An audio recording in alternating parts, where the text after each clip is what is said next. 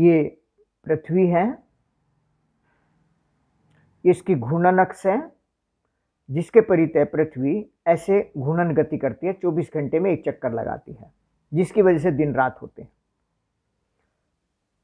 घूर्णन अक्ष के लंबवर्धक अगर कोई तल से पृथ्वी को काट दिया जाए तो ऊपर का ये आधे नींबू जैसा हिस्सा उत्तरी ध्रुव की ओर वाला, ज्योग्राफिकल नॉर्थ, ज्योग्राफिकल साउथ, भौगोलिक दक्षिणी ध्रुव, ये उत्तरी गोलार्ध है, दक्षिणी गोलार्ध है।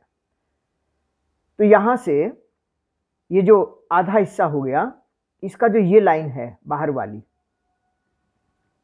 नींबू का ऊपर का कटा हुआ हिस्सा, यानी ये आधे नींबू जैसा उत्तरी गोलार्ध हो गया। तो जो ये लाइन है पृथ्वी तल पर, यह भूमध्य रेखा कहलाती है। इसको भूमध्य रेखा कहिए, विषुवत रेखा कहिए, इक्वेटर कहिए। ये 0 डिग्री अक्षांश कहलाती है और ये 90 डिग्री अक्षांश होता है। इधर भी 90 डिग्री अक्षांश है। ये अक्षांश रेखाएं कहलाती हैं, 0 और यहाँ 90, यानी इसको 1-1 डिग्री कर करके यहाँ तक, यहाँ से कोण बनाएंगे तो 0 डिग्री, 1, 2, 3, 90 डिग्री। तो यहाँ जहाँ ये काटती हैं ऐसे, वो सब अक्षांश रेखाएं हो गई। ऐसे जो रेखाएं होती हैं वो देशांतर रेखाएं कहलाती हैं। वो 180 डिग्री होती है। पूरी चारों तरफ की देखें तो 360 डिग्री होती है। 180, 180, 360 हो गई। पृथ्वी की जो ये त्रिज्या है और ये त्रिज्या है, इनमें थोड़ा सा अंतर होता है। ये भूमध्य रेखा पर त्रिज्या ये 21 किलोमीटर अधिक होती है और हम जानते हैं कि G बराबर GME/RE²। RE का मान अगर ज्यादा है तो G का मान कम होगा, इसीलिए भूमध्य रेखा पर G का मान कम होता है और ध्रुवों पर G का मान अधिक होता है।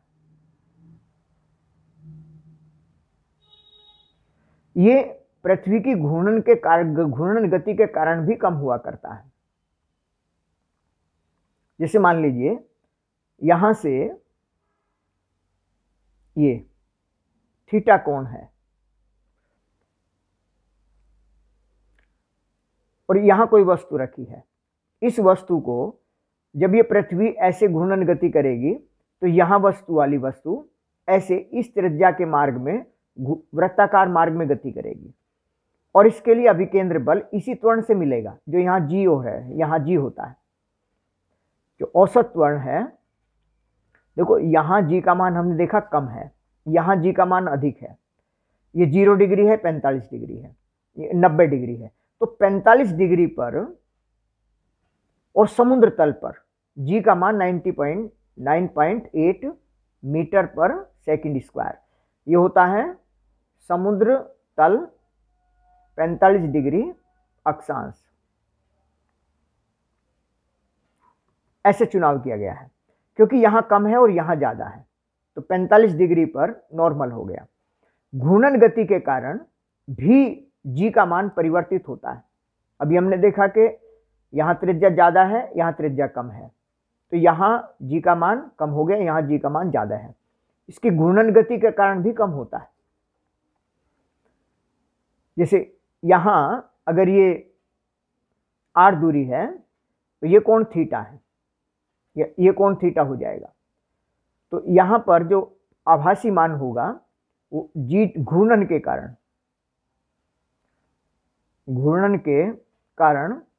G डैश बराबर G minus RE² cos square theta. इस फॉर्मूले के द्वारा इसे निकालते हैं हम। जैसे मान लीजिए थीटा का मान 0 है, cos 0 1 होता है और 1 का मतलब भूमध्य रेखा, तो G डैश का मान हो गया G माइनस RE²। और अगर हम इधर चलते चले जाएंगे तो ये जो घटने वाला है ये बढ़ता चला जाएगा। यहां थीटा का मान 0 है तो cos 0 1 सबसे ज्यादा हो गया और ऊपर घटता चला जाएगा तो ये मान बढ़ता चला जाएगा, तो यहां ज्यादा हो जाता है। घूर्णन गति के कारण भी ज्यादा होता है, बस अभी इतनी बात याद रखिए, ये फॉर्मूला अभी सिलेबस से हटाया गया है, लेकिन इस बात को आपके माइंड को पता होना चाहिए। ये पृथ्वी द्रव्यमान एम त्रिज्यारी केंद्रो है। पृथ्वी तल पर m द्रव्यमान की कोई वस्तु रखी है और यहाँ गुरुत्वाकर्षण का मान लीजिए g है। पृथ्वी तल से h ऊंचाई पर ले जाते हैं तो मान लेते हैं पृथ्वी के गुरुत्वाकर्षण का मान g डैश हो गया है। अगर वस्तु यहाँ है m द्रव्यमान की, तब पृथ्वी द्वारा लगने वाला गुरुत्वाकर्षण बल यानी पृथ्वी तल पर m इंटू जी बराबर g me m upon R E square, क्योंकि ये डिस्टेंस आर ई है। पृथ्वी का द्रव्यमान केंद्र यहाँ यानी एम ई द्रव्यमान यहाँ माना जाएगा, m द्रव्यमान तल पर हो गया, डिस्टेंस आर ई हो गई। इसका मतलब हुआ g बराबर g M E upon R E square. अगर हम h ऊंचाई की बात करें, h ऊंचाई पर क्या होगा, जैसे यहाँ h ऊंचाई है, यहाँ भी गुरुत्व बल गुरुत्वाकर्षण बल के बराबर करेंगे, तो गुरुत्व बल का मान हुआ m इंटू जी डैश और गुरुत्वाकर्षण बल हुआ g M E M upon R E plus H का होल स्क्वायर। क्योंकि यहाँ से ये डिस्टेंस आर ई है और ये h हाइट पर ले गए हैं, तो इस पृथ्वी के द्रव्यमान केंद्र और इस वस्तु के द्रव्यमान केंद्र के बीच की डिस्टेंस r मतलब आर ई प्लस एच हो गई। इसका मतलब हुआ कि g डैश बराबर g M E upon R E plus H का होल स्क्वायर। अब तुलना करनी है, मतलब ये देखना चाहते हैं कि पृथ्वी तल से ऊपर जाने पर g का मान घटेगा, बढ़ेगा या वही रहेगा। जहां कहीं भी तुलना करनी हो उसका तरीका होता है कि या तो भाग दीजिए या घटाइए।